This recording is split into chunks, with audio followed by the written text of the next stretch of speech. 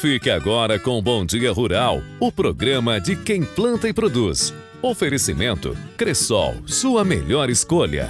Seja bem-vindo ao último Bom Dia Rural do mês de março de 2023. Bom dia para você, bom dia para sua família. Acompanhe comigo os destaques desta edição. A safra da recuperação. Após quebra de 70% no ano passado, produção de soja no sudoeste deve ser recorde. Tem alerta de ferrugem asiática. Nossa equipe visitou uma propriedade que participou do monitoramento e as boas práticas de manejo renderam maior lucratividade, maior produção devido ao clima favorável e menos uso de defensivos agrícolas. Tem agroeconomia, Scott Consultoria, é o seu Bom Dia Rural de hoje que está no ar.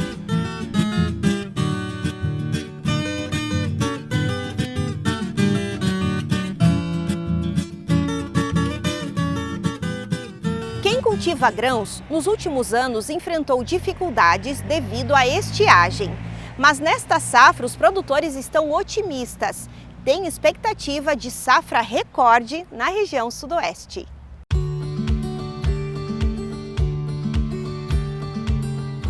Máquinas na lavoura e produtores se desdobrando para dar conta da colheita. Esta é uma cena comum nas últimas semanas na região sudoeste, onde a soja é uma das principais atividades agrícolas.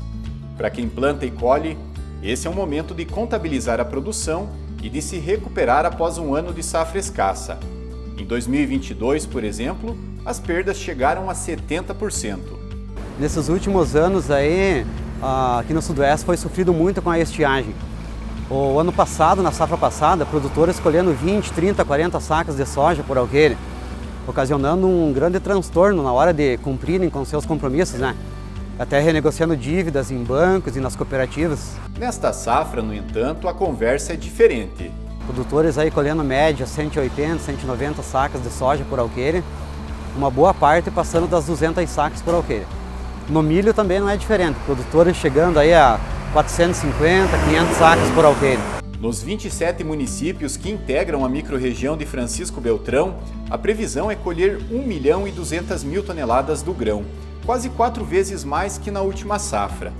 O DERAL da SEAB aponta que a área plantada é a maior já registrada e que, apesar de problemas pontuais com o tempo, a produtividade média está boa. Quem está contribuindo para essa safra recorde são os irmãos Schmidt, que plantaram 170 hectares na linha Buriti, em Renascença. Esse aqui está em torno de 180 sacas por arqueire, mas também tivemos um sinistro no final de ano, onde a pedra pegou uma lavoura que foi perca total, tivemos que plantar feijão, e a outra que daí deixamos, mas ainda se saiu mais ou menos, bom ainda. Mas essa aqui está dentro da expectativa. O Paraná e o Brasil também devem registrar números históricos na produção de grãos. Mas a atenção de quem está no ramo é quanto aos preços da saca de soja, que recuaram cerca de 15% de um ano para outro. O produtor está muito contente com a produtividade, não está muito contente com os preços. E as commodities estão todas caindo, Mas a boa safra está suprindo esse preço mais baixo. Aqui no campo o trabalho tem sido intenso. Os produtores estão aproveitando o bom tempo dos últimos dias para acelerar a colheita.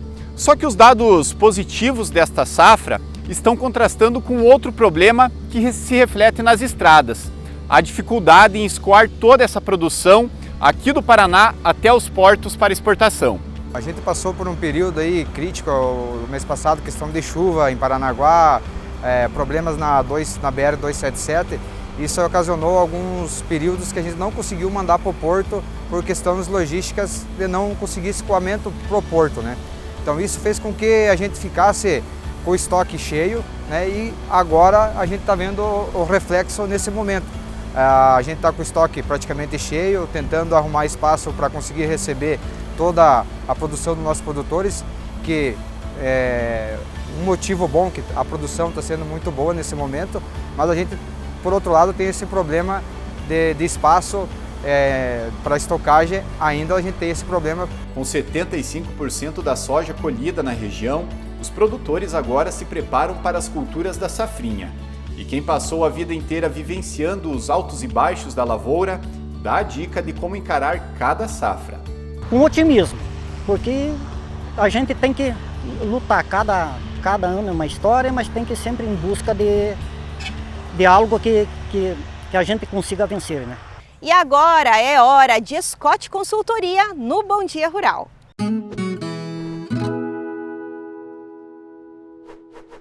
Olá, eu sou Jaine Costa, zootecnista e analista de mercado da Scott Consultoria e trago um pouco do cenário do mercado do boi gordo e também do mercado atacadista de carne com osso.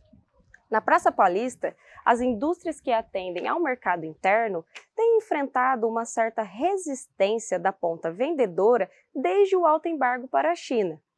A ponta vendedora tem se sustentado na boa condição das pastagens e segurado a oferta de bovinos. Dessa maneira, aquela pressão baixista gerada pela ponta compradora não ganhou sustentação. Dessa maneira, a arroba do boi gordo para o mercado interno, que trabalhava estável desde 24/2, subiu. Essa retenção de bovinos, essa redução da oferta, é um cenário também que influi no mercado de reposição, interferindo na liquidez dos negócios. Para o mercado atacadista de carne com osso, para a segunda quinzena de março, um período onde o consumo geralmente é menor, tivemos ajustes negativos. Dessa maneira, a carcaça casada de vacas e novilhas sofreu um ajuste negativo de 0,6%. Já a carcaça de bovinos castrados teve um ajuste negativo de 2%, sendo negociada então a R$ 18,21 o quilo. Para a carcaça de bovinos inteiros, esse ajuste negativo foi de 3%, sendo precificada, então, a R$ 16,53 o quilo. Antes de terminarmos, gostaria de convidá-los para o nosso encontro de confinamento e recriadores, que acontecerá de 11 a 14 de abril, em Ribeirão Preto e em Barretos. E para mais informações e realizar a sua inscrição, acesse o site confinamentoerecria.com.br e fique por dentro da nossa grade, de todo o conteúdo do evento e acompanhe a evolução da pecuária. Muito obrigada!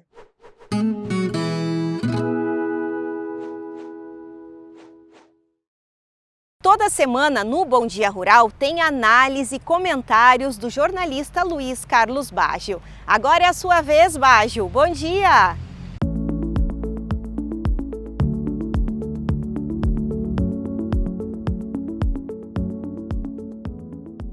Bom dia, Karine. Bom dia você que nos acompanha. Estamos chegando no final do mês de março, o mês da mulher.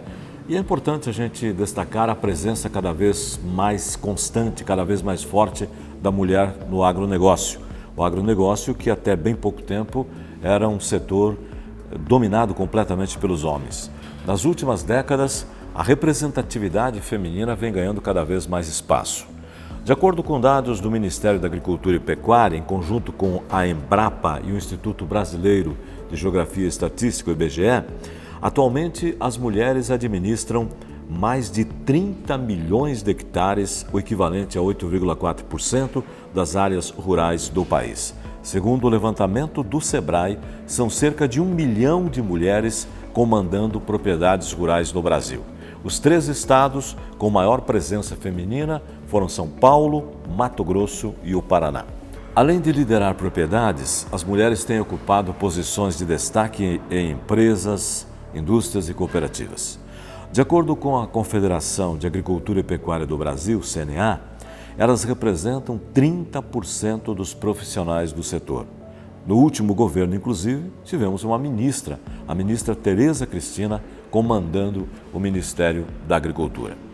O fato é que hoje as mulheres fazem a gestão das propriedades, lideram negócios, além de muitas que se especializaram em prestar serviços dentro das fazendas, como agrônomas, veterinárias e microbiologistas, entre outros. Ou seja, elas estão presentes em todas as cadeias produtivas do setor. Segundo o Serviço Nacional de Aprendizagem Rural, o Senar, em 2020, por exemplo, cerca de 53% dos alunos que fizeram os cursos oferecidos pela instituição eram mulheres. Aqui mesmo em nossa região nós vemos uma presença muito forte da mulher, comandando propriedades e trabalhando ativamente à frente de empreendimentos rurais. O que nós vemos também é nas faculdades de agronomia uma presença cada vez maior, a maior inserção das mulheres também nos ramos de pesquisa. Com todos esses indicativos, fica claro que a presença da mulher só tende a crescer no agronegócio nos próximos anos, e essa não deixa de ser uma boa notícia, porque a mulher traz mais organização, traz mais planejamento e mais responsabilidade. Isso tudo só contribui para o crescimento do agronegócio. Obrigado, Karine. Voltamos no próximo programa.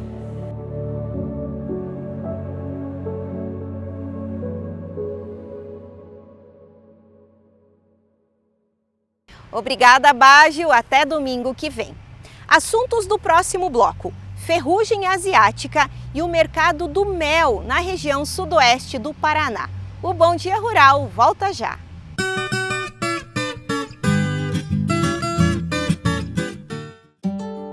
Quando alguém te conhece de verdade, não fica bem mais simples de se relacionar? Com a Cressol é assim, porque ela é feita por gente como a gente. Uma cooperativa acessível que fala a nossa língua e tem as soluções financeiras perfeitas para mim e para você. Seja para poupar, ter mais crédito ou investir no futuro. Esteja com quem coopera com seus planos. Agora você já sabe. É simples. Escolha a Cressol. Vem junto.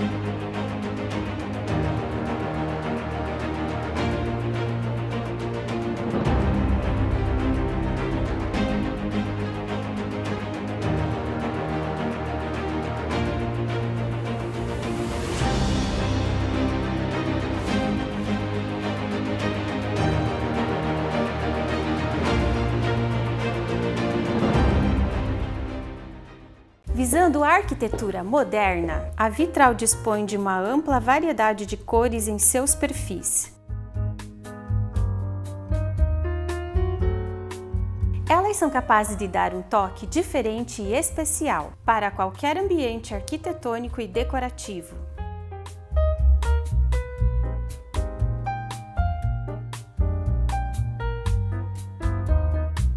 A Difer Distribuidora de Ferros e Aços fornece a mais completa linha de ferros e aços para a construção civil, a ferros, vergalhões, colunas e vigas de todas as bitolas, treliças, malhas de ferro, pregos e parafusos. Para o sítio ou fazenda, possui arame farpado, liso, ovalado e ferragens para todas as aplicações. Para a metalurgia tem tubos, perfis, eletrodos e muito mais. Ainda a Difer Bem Viver Construção e Acabamentos. Loja anexa à distribuidora, tem do piso ao teto, do acabamento à pintura, do jardim à horta. Dispomos de materiais que se enquadram perfeitamente às suas necessidades. Agora veja o nosso diferencial: o atendimento é familiar. A nossa família atende a sua. Rua Dionísio Paese, 181, ao lado do Detran, e Avenida Natalino Fausto, 670, próximo à Trincheira.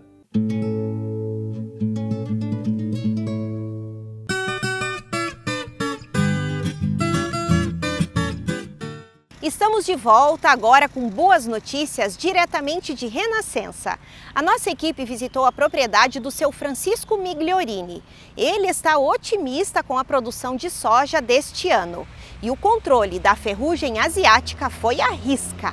Na região sudoeste do Paraná, os municípios de Marmeleiro e Renascença estiveram entre os primeiros a identificar a presença de esporos da ferrugem asiática, a principal doença que atinge a cultura da soja. A notícia chegou pelo Alerta Ferrugem, uma ação de monitoramento do Instituto de Desenvolvimento Rural do Paraná. O produtor de soja Francisco Migliorini recebeu pelo segundo ano um dos 206 coletores que foram instalados em propriedades rurais em todo o estado. A ferramenta alertou o momento exato do produtor agir preventivamente contra uma ameaça real.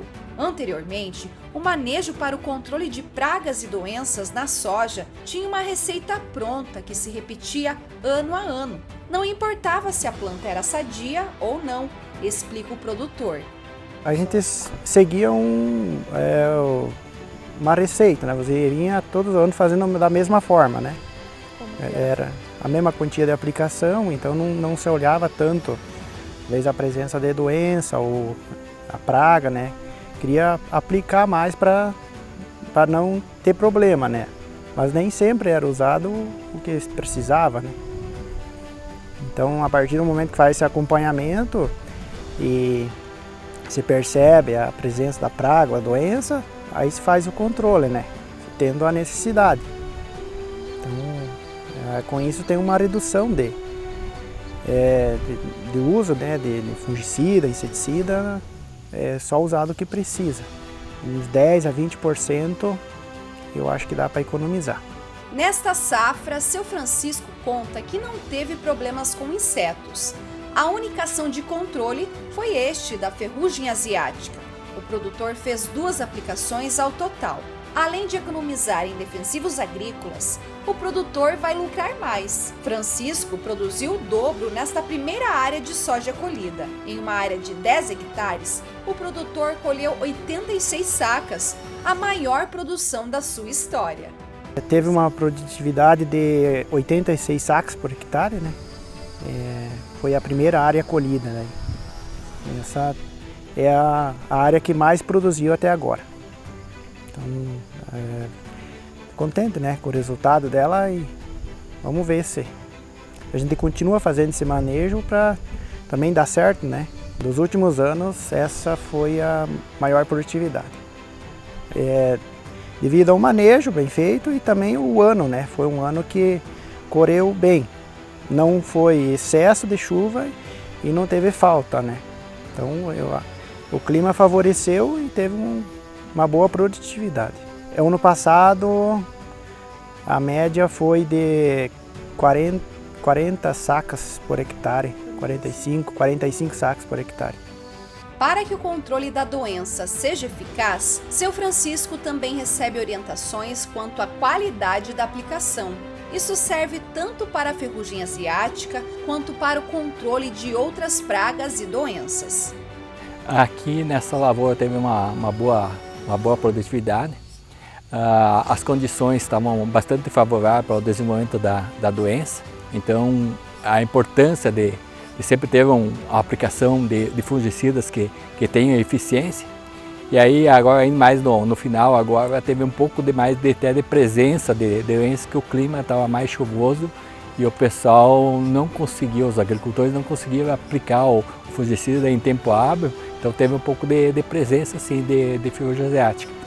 E também, um pouco, certos produtos também não têm aquela eficiência esperada. Então é muito recomendado usar fungicida como multissídios para aumentar essa eficiência dos produtos. E falando em colheita, o extensionista do IDR Paraná de Renascença garante que o município terá uma das melhores safras da história. A produtividade aqui está muito boa. O município aqui de Renascença, nós teremos a melhor safra dos últimos tempos. Talvez até seja a maior safra de todas até agora. Qual a projeção? A projeção é nós fechar aí na faixa a média municipal em torno de 170, 175 sacas por alqueire. Um abraço para o seu Francisco e a todos de Renascença que acompanham o nosso programa. Importantíssimo esse trabalho do IDR. E o Bom Dia Rural segue com mais um destaque.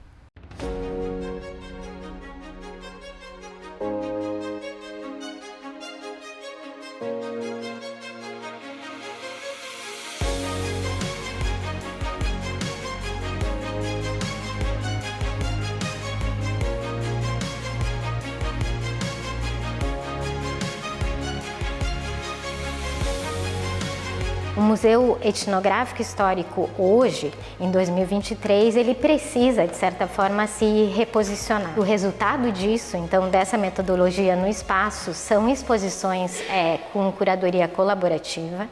Então, nós vamos ter curadoria colaborativa com estudantes indígenas, com representantes da comunidade afro-paranaense. E um outro tipo de metodologia que vem somar a essa prática é a entrada da arte contemporânea no museu.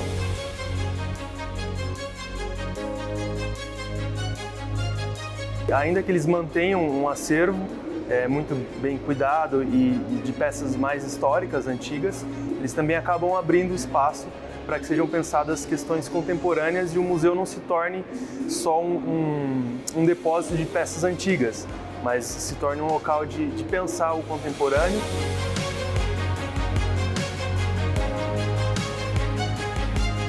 Eu fiz uma longa pesquisa no Museu de Arte Contemporânea de Barcelona e tive acesso aos programas públicos, e os programas públicos do MUPA são tão importantes quanto os de Barcelona, né?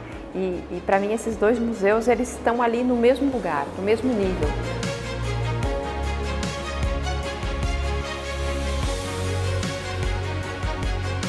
Então, para mim o MUPA é vanguarda, né? É um museu visionário nesse sentido, e para mim é o museu mais importante do Brasil hoje. Eu não tenho nenhuma dúvida sobre isso.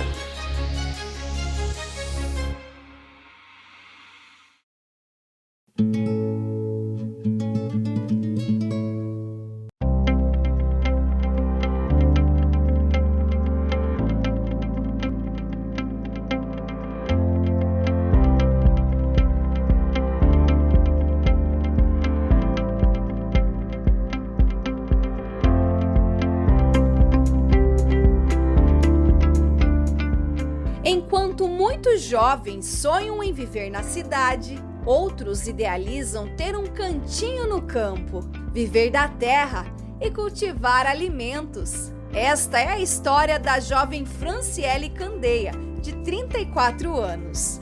A engenheira agrônoma largou o emprego na cidade para correr atrás de um sonho, empreender no campo. Os pais da jovem, seu João e Dona Elza, embarcaram juntos nesta nova empreitada. Eu sempre tive o sonho de ser produtora rural, meus pais não eram, e eu sempre tive essa vontade em produzir. Trabalhei 2 anos com agronegócio em Beltrão, mas ainda me faltava ter esse contato maior, né, esse aprendizado maior. Então surgiu a empresa Quintal da Serra, vamos fazer. Nós não tínhamos terra, nós tínhamos que arrendar. Tive que sair do meu emprego, então surgiu a empresa, decidimos a cultura que a gente ia trabalhar. Nasceu as Verduras Quintal da Serra, um empreendimento familiar. O sítio fica na linha Piedade, no quilômetro 11, em Francisco Beltrão. Há 1 ano, Franciele iniciou o cultivo dos tomatinhos. As estufas abrigam atualmente 1.200 pés de 3 variedades. O tomate amarelo, chamado de Sicília, o alaranjado, que leva o nome de Catânia, e o mais popular, o vermelho, que é conhecido como grape. Os frutos têm um alto valor agregado, têm um sabor mais adocicado e podem ser usados em receitas doces e salgadas. São bem versáteis. Quando nós estudamos qual cultura plantar aqui, pelo pequeno espaço que nós tínhamos, não teria como ser o morango, por exemplo, que para ser sustentável precisaria ter no mínimo uns 10.000 pés.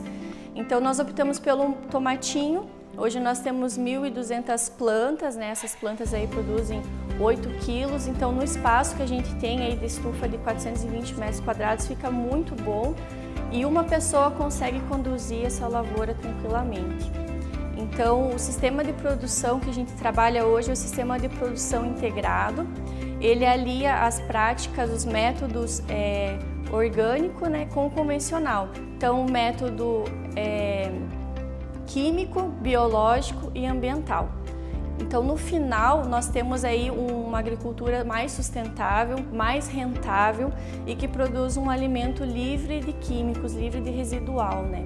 Um alimento limpo, que é que hoje o pessoal quer, né? Quer comer com segurança, principalmente o tomate aí, que é o vilão, né? Todo mundo já pensa, meu Deus do céu, cheio de agrotóxico, não dá para comer. E não, e nós queremos que a pessoa coma, nem lave, esfregue na roupa ali, come e tá tudo certo. As variedades, inicialmente a gente trabalhava com o tomatinho vermelho, o tomatinho grape, né? O padrão, que se diferencia do tomate cereja.